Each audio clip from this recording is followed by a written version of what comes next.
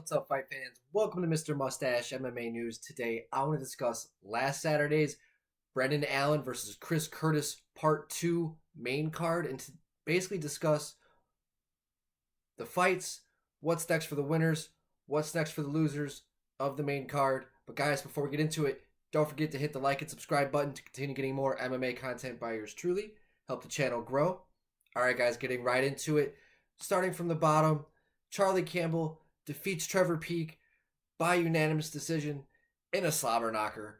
Back and forth fight, but Charlie was landing the cleaner, more crisp technical punches, especially early on. It looked like it was going to be a quick fight, but the chin and the toughness and the grit determination of Trevor Peek pulled through and was able to survive, but land good shots in his own right as well.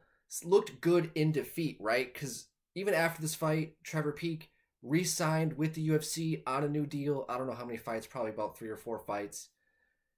And he was getting a lot of shit for that because he was getting a new deal off of a loss, especially in a loss that I guess you could say was rather evident, lost every round, but was still in the fight, right?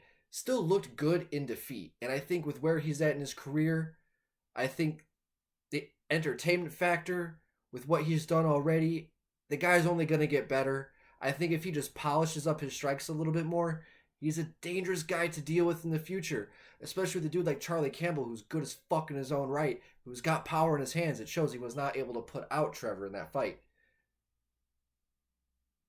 What's next for Charlie? I'd like to see the rematch with Chris Duncan.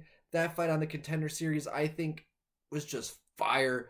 Charlie was landing those shots. It looked like he was going to put Chris Duncan away early. Chris caught him in the counters when Charlie was going in for the kill and was able to put him away. Chris Duncan, who's now coming off of that loss, I think it was to Manuel Torres. Still dangerous. Still, I think, an up-and-coming prospect. I think with him coming off of that loss to Manuel Torres and Charlie Campbell now coming off of 2-0 in the UFC, I think the timing is right and the story works for a rematch. Next for Trevor Peek, I think someone like Nicholas Mota. Nicholas Mota, I think, just beat Tom Nolan a couple months ago. A little bit of inconsistencies. I think the same with Trevor Peek. Two guys who like to move forward, who put on good performances. So I think Trevor Peek and a Nicholas Mota moving forward, I think would be a really good fight.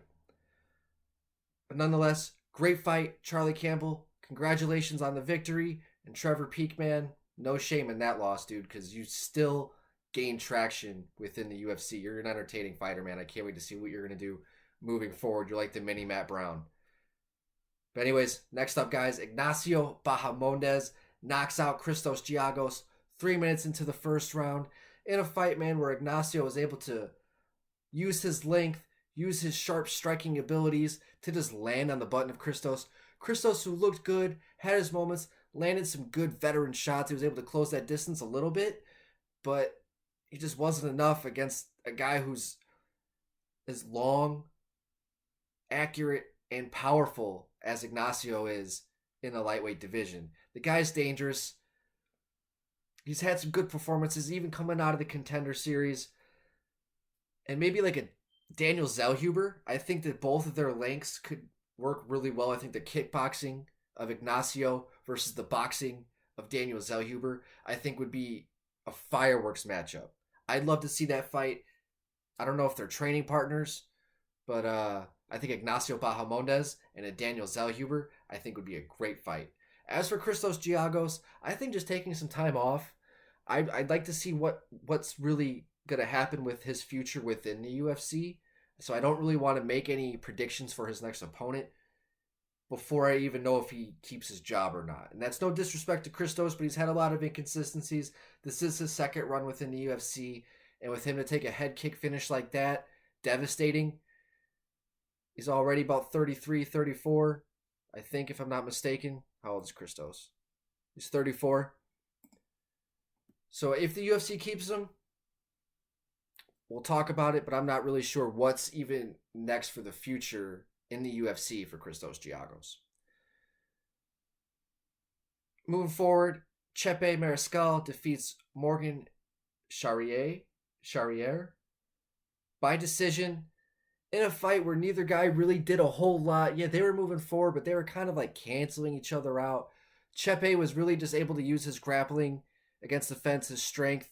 It was able to nullify the striking of Morgan. After the victory, Chepe called out Bryce Mitchell for a rematch, but I don't really think he looked good enough to get a ranked opponent. Moving forward, I think Chepe would probably get like a Nathaniel Wood, because I know Nathaniel Wood's been taking some time off. I know he's having some issues. I know he's got a baby coming, and I know he says he wants to take care of the health of what's going on with his child before he even thinks about fighting. But I think with Chepe, with what's going on too, with where he's at, if he really does want a highly ranked opponent, I think Nathaniel Wood, who's sitting like at 15, 16, 17, would be a really good test for Chepe moving forward.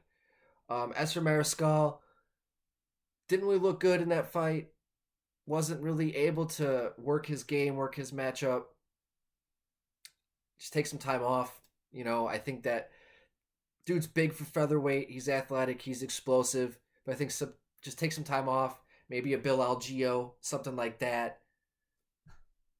Maybe a Billy Quarantillo, something like that for Mariscal. But, lackluster performance, I think, from both guys. They just kind of canceled each other out for 3 rounds. But anyways, moving forward, Damon Jackson defeats Alexander Hernandez by split decision in a fight that I thought was kind of a unanimous decision. Alexander went out there in the 3rd round after kind of just being behind in the first 2 rounds. He just was not able to get himself going, looked hesitant, just maybe questioning his own gas tank. Damon went out there, marched forward, landing good, crisp, straight shots to Alexander, just stopping him from moving forward. Damon, the whole time, was just in Alexander's face. He was not giving him any sort of opportunity to get anything off. And Damon worked a perfect game plan, just cut off the cage and bullied Alexander Hernandez for more or less 3 rounds. That last round, Alexander was kind of starting to fight back a little bit and was starting to have his own moments, but Damon looked damn good, man. He would not be deterred in that fight. He did say he had a fire up under his ass. Alexander, having that name, having that type of opponent, got him up in the morning to go to the gym and work harder. So it showed in his performance as well. He went out there and put it all on the line and had a good victory over a solid opponent. And with what's next for Damon Jackson, man, maybe a Kyle Nelson, maybe a Bill Algeo, maybe a Nate Landwehr. That could happen. Because Nate just won. Maybe the loser of Joe Anderson Brito and Jack Shore. I think that was the wrong guy, actually. Wrong note. Not Jack Shore, not Brito. But for Damon Jackson, maybe a Bill Algeo, maybe a Kyle Nelson, something like that moving forward. But with what Damon Jackson's doing, with what he did in that performance, he looked damn good. He looked sharp. He looked precise. His gas tank looked good. He kept himself in good defensive positions. He didn't overextend, didn't leave his head in these weird positions that he normally does. He fought defensively sound. He fought smart. He fought sharp. He looked good, man. So congratulations to Damon Jackson on your victory. I can't wait to see what you're going to do moving forward. But I think maybe a Bill Algeo, maybe a Kyle Nelson, maybe a Nate Landwehr moving forward. Last but not least, guys, the main event. Brendan Allen defeats Chris Curtis by split decision, full of controversy. If you ask me, I think Chris Curtis won the fight. I thought he won rounds 1, 3, and 5. I thought in rounds 2 and 4, I thought he got out grappled, out wrestled. He wasn't really able to work his striking. But in rounds 1, 3, and 5, I thought he was landing the more damaging shots on Brendan. Early in that first round, he did struggle a little bit. But you really just saw, as the fight progressed, you saw Chris landing those body shots and just landing at will. And you saw it on Brendan's face. You tell me at the end of that fight who really won that fight. Brendan even knew himself, like, damn, like, it was close. It was a close fight. And I'm not going to sit here and say it was like this crazy robbery, because Brendan for sure had his moments. It was 2-2 going into that 5th round for sure. Brendan did rock Chris at some moments. And Chris even had that thing at the end where he had the hamstring injury, which I'm still haven't heard if he did tear his hamstring or not. I thought Chris won the fight. And depending on the health of Chris Curtis, I think there should be a third fight. If he has a torn hamstring, I think Brendan Allen moves on and does whatever he's going to do. Does he get a title shot? No. Does he not deserve a title shot? No.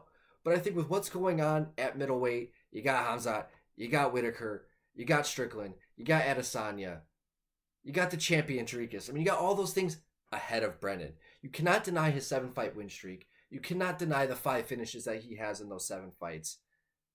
But just with how he just finished Chris Curtis, he didn't do it in a spectacular fashion. He didn't finish him. He won. He squeaked by a controversial split decision against number 13 guy in the world, a guy who didn't even really prepare properly for this matchup. He was not able to. So for Brendan to go out there and call for the title shot, I thought was a little strange, but he was in the moment, high emotions, you know. But I don't know, man. It's a little frustrating for me, but for Brendan Allen, I think it just depends on Chris Curtis's hamstring. If Chris can heal up and get back within 3 months, you have the trilogy fight. You have that trilogy fight. But if Chris's hamstring is torn, then yeah, Brendan, move on and probably rebook the Vettori matchup. I think that's the most obvious matchup that you can rebook. Vettori even came out on Twitter, was like, that's what you call, like, calling for a title shot? Like, everybody knows you didn't win that fight. And it's true. Like, he didn't win that fight. You can make a case, but at the end, no, I don't think he won that fight. Respectfully. I respect your opinion if you thought Brendan Allen won that fight, because it was close enough, 2-2. Has moments in the 5th. But I thought Chris had the more moments. I thought he landed the more damage. And I thought the damage outweighs the grappling of what Brendan Allen was able to do in that fight. But for Chris, if he's healthy, the only option, the trilogy. If he's not healthy, torn hamstring, heal up, and come back as quick as possible, and just to see what's going on at the middleweight division. If Brendan Allen's still in this weird limbo, you have the trilogy. If not, you just move on, because Chris, you're 36, going to be 37 years old. Time's a wasting, bro. But nonetheless, man, Chris, that was a great fight, man. Great performance. You went out there on short notice, put it against number 6 in the world, a guy you already beat, said, I'll fucking do it again. And you deserve that victory, man. And that was pretty hard to watch. And it pisses me off more and more that I think about it. I remember the second it happened. Like, I fucking left the house, went to the store, was like, fuck this shit. I was pissed. It sucks too when, like, Chris, he's a friend of the show. He's a subscriber of the show. So I get emotionally involved. I was biased going into that fight. And even not as a biased fan, like, I thought he won the fight. I watched it twice. So it's frustrating for me. And I feel like it was a great fight, a great result for the fans. We are the ones who really won out of that matchup, out of that main event. The fans truly won. But I hope, Chris, I hope you're healthy, bro. I hope you heal up great. Brendan, you know, I hope nobody's giving you too much shit. I don't think it's Brendan's fault for winning, you know? So I don't think anybody should give that guy a hard time. You know, the guy's a class act. Great main event. But yeah, that's going to do it for today, guys. If you haven't already, please like and subscribe. Help the channel grow. Help me so you can continue getting more MMA content by yours truly. But that's going to do it for today, guys. Mr. Mustache, MMA News out. Let's fucking go, fight fans. UFC 300, guys, next Saturday. Let's fucking go.